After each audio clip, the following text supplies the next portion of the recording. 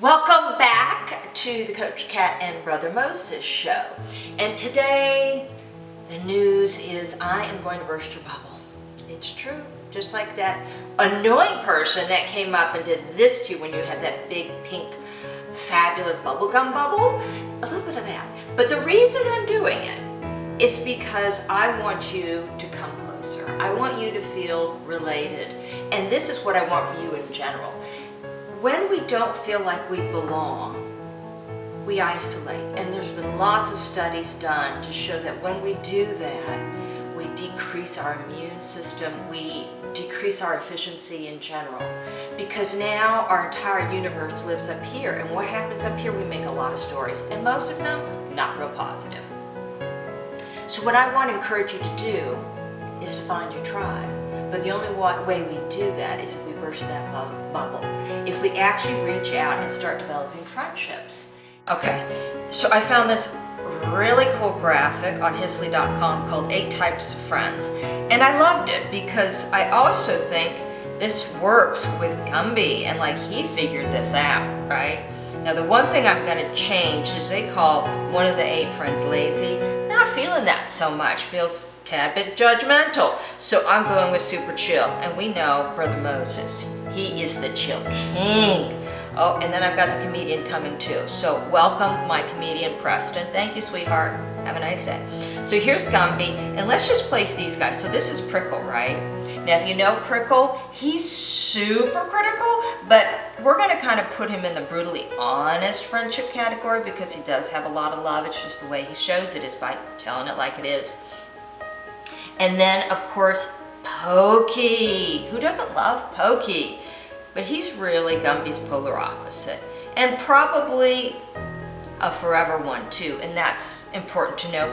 You may not have 8 best friends. This isn't about having 8 best friends. It's just having places to go when you have a need and you don't know how to meet it, and you have kind of a resource. Remember our incoming folder? We want to have these folks, the people that fill these verticals or these pockets. We want them in our lives as incoming. So Goo is my girl. So Goo actually spits goo balls at people, and she's a flying mermaid, and it doesn't get any better than that. So she's up for anything.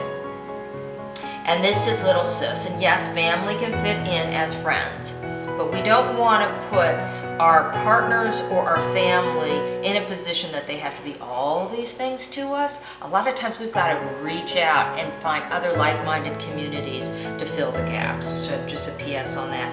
But sister here thing is going to be in the I got your back, because she loves her bro. And then, here's Gumby. And, he could be any of these to anybody. He's a really good guy.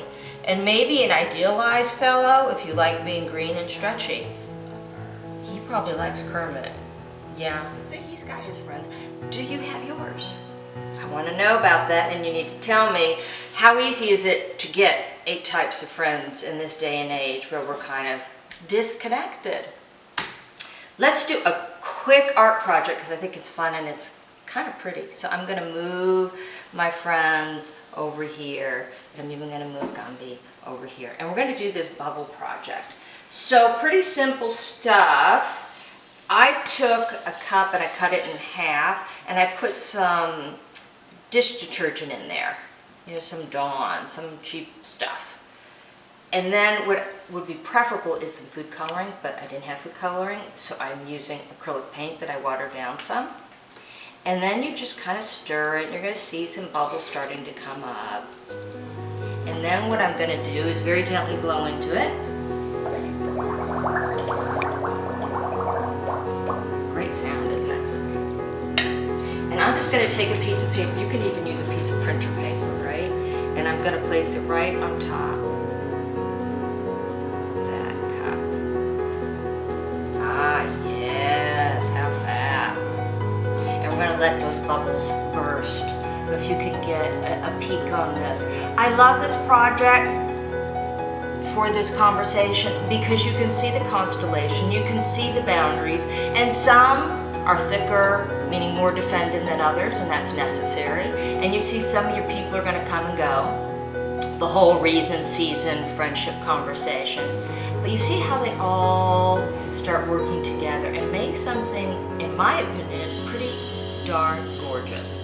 So to you and to all your bubble blowing fun, go make some friends. Tell me about it. Tell me how difficult or how easy it is. And maybe I can help you take that next step. I sure hope so. Check in with me again. We've got a lot to talk about, folks. Bye.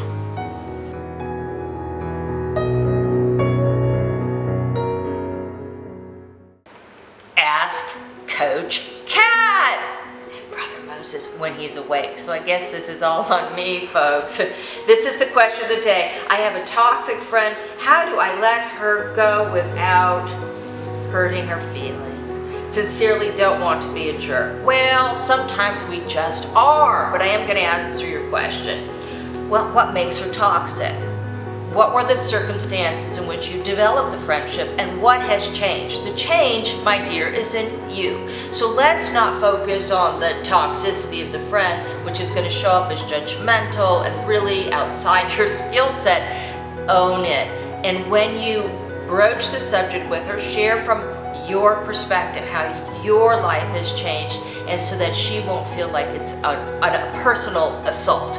And the other thing I'm going to ask you to do is to review historically the type of friendships that you've maintained. Do you have a pattern of collecting broken toys?